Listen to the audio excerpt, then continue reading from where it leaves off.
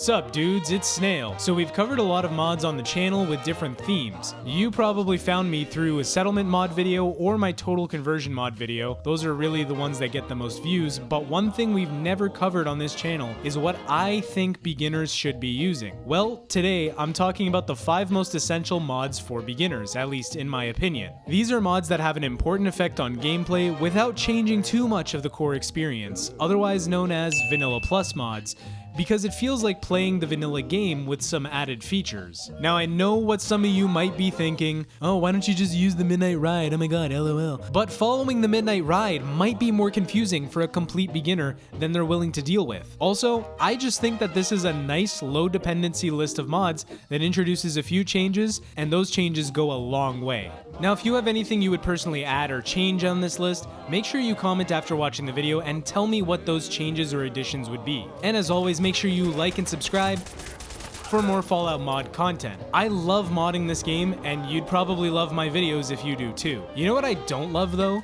That's the inventory tab. It's just a list under a category, and you can change categories, and everything that you have fits under one of those categories, and they're all listed in alphabetical order. In any other game, this wouldn't be an issue, but this is Fallout. You could go from 0 items to wildly over-cucumbered in the blink of an eye. So this relatively simple layout can end up being a complete nightmare when you need to look for something like purified water. Since so much of the game revolves around items and what you have in your inventory, that's exactly why I'm recommending an item sorter mod like FallUI Item Sorter. FallUI Item Sorter will tag items to categories, and it does this for every single item in the game. On its own, that's all an item sorter does. It just organizes items on the back end in a much neater fashion than was shipped with the vanilla game. The real treat comes when you use the item sorter along with the other FallUI mods like HUD or Inventory, which seamlessly integrate the item sorter in useful and aesthetic ways. The HUD add-on will give you a quick glance at the components you could scrap an item for.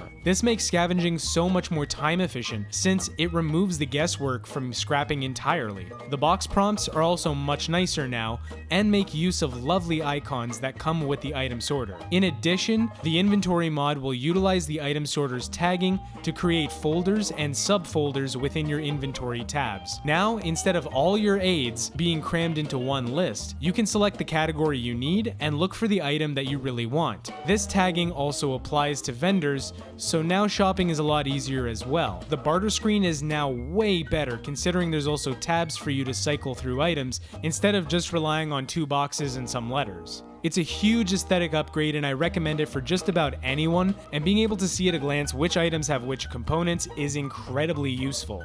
But let's say you don't even want to open the Pip-Boy to look for an item, and you hate that you only have 10 hotkey binds for items. I understand. Personally, I find it breaks the immersion that I can open the Pip-Boy and calmly go looking for something while the game freezes around me.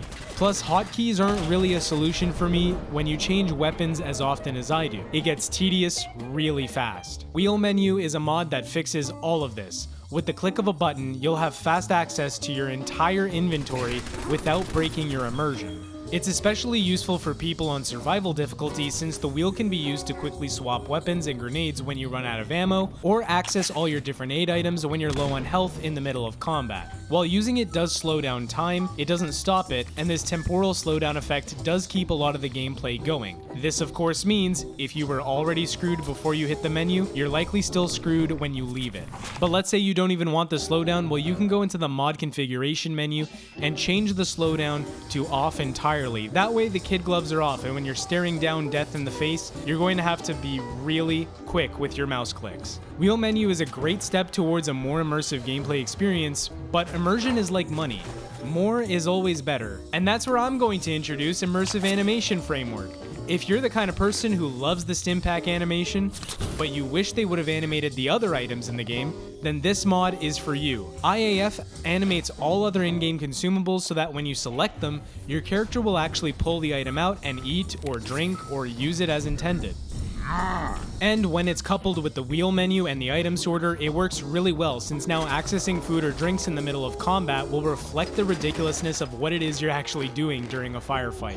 Yeah, you eat those sugar bombs up, you fat bit. Aside from helping you feel the shame of your post-war diet, the animations make it feel rewarding to dig into those food supplies for health purposes. Not to mention, if you're a survival mode player shooting for realism and immersion, this mod should absolutely be a no-brainer. It's on the same level of no-brainer that me setting up a Discord server for my whole YouTube community was as well. And then I made it and realized, oh crap, I didn't tell anybody about it. So now I'm telling you about it here in a video. Go ahead and click the link down in the description today and you will get taken to the Snail community, where you'll get first notification of all new videos and live streams. You'll be able to post your settlement builds if that's your thing, and we discuss a lot of other things too. Once again, link is in the description and I hope to see you there. So I know those last 3 mods all work seamlessly to build an immersive experience, but we're going to switch gears to something a little different now. Fallout 4 is often criticized for its stripped down character building, where stats and roleplay are concerned.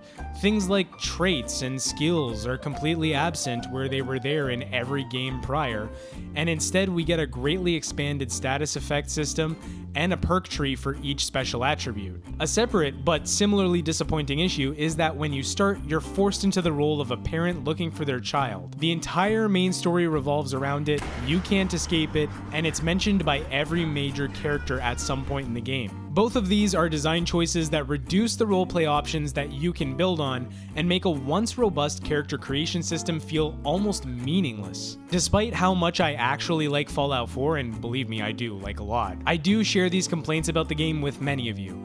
But luckily, I found a mod that starts the character building back up again, and that mod is Start Me Up. It's an alternative start mod that allows you to pick traits, an occupation, your starting level, and the level of gear that you start with. After you're done selecting all of that for your new character, you can choose which area you'd like to be started in. Starting the game like this feels like a fresh way to experience Fallout 4, because now you're not guaranteed the safety of Sanctuary and Concord, plus you've had the opportunity to properly build your own character. I mean, with this, you can roleplay an alcoholic parasite that wakes up in the middle of the glowing sea one day and just walks around till he gets killed. And as if all that wasn't enough, the mod also removes most mentions of your character even having a child, so now you're not chained to the role of a parent. Instead, the main quest can be started by entering Vault 111, finding the original Soul Survivor's body, and retrieving a holotape that captured Sean's kidnapping. You then take this holotape to Nick Valentine, and you go from there. In my opinion, this is a satisfying way to tie back into the main quest, and I actually prefer this sequence of events to the vanilla onboarding experience. It feels like it fixes a lot of the issue I have with the early game in Fallout 4. Which, in fact, speaking of fixes, I think I speak for most of us when I say the dialogue wheel is genuinely awful. But on the off chance you like the wheel, let me explain why I think that. The dialogue wheel does 2 horrible things to the game. First, it whittles down all possible dialogue options to 4 responses, which ends up hurting your roleplay potential. I get that this choice is likely to accommodate a speaking protagonist, but it runs counter to everything the Fallout experience meant prior to this game. The second thing it does terribly is that the options aren't even clear. You'll get 1, maybe 2 words describing the choices if you're lucky. I don't want to beat a dead horse, so I'm sure you get the picture at this point, but it's bad, terrible, no good at all, and should absolutely have been changed before shipping. However, since that didn't happen, we have extended dialogue interface that'll fix all of this for us. XDI takes that wheel and hucks it as far into the ocean as possible and gives you a full dialogue box just like we've had in every other Bethesda game to date. Unfortunately, it doesn't fix the fact that you're only limited to 4 choices in any response, but it at least removes any of the guesswork from what you want to say.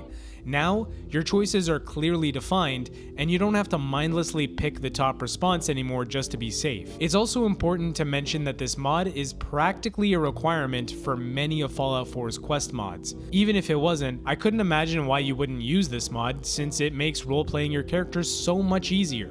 And now for the last mod. If you've ever felt that the storms in Fallout 4 were a bit wimpy for a post-apocalyptic setting, then this is perfect for you. I'm talking about True Storm's Wasteland Edition. This mod completely overhauls the storm systems in Fallout 4 and adds numerous new weather types, sound effects, particle effects, and even has configurable ghoul hordes during rad storms. The overhaul even goes so far as to include rain sounds hitting the roof when you're inside a building, which really helps with immersion. These storms are awesome. They're a huge change over the previous inclement weather in the vanilla game, and they really feel larger than life. You can feel all the work put into the different variations and randomization, meaning the storms feel organic when they appear. For example, there was a storm that started as a bit of an overcast during the night, then a few raindrops, then the rain got heavier, and then eventually it was thunder and lightning outside. I mean, getting footage for the storms was a bit of a nightmare for this reason, but it was a beautiful nightmare since my patience paid off every time the thunder started. And there you have it, 6 Fallout 4 mods for complete beginners, and all of them have either no or few dependencies. Tell me how I did. Is there anything on this list you would change? Anything you would swap out for something different? Let me know your thoughts in the comment section. Also, check the description and pinned comment for the Discord server invite. I just set it up and I'd love to have you all in there. We're gonna plan some community events eventually and play some games together and show off our settlement builds, so make sure to join us so that you're not missing out on all that. Until next time, guys, my name is Snail. Take care, brush your hair. I will see you later, and peace, dudes. I'm out.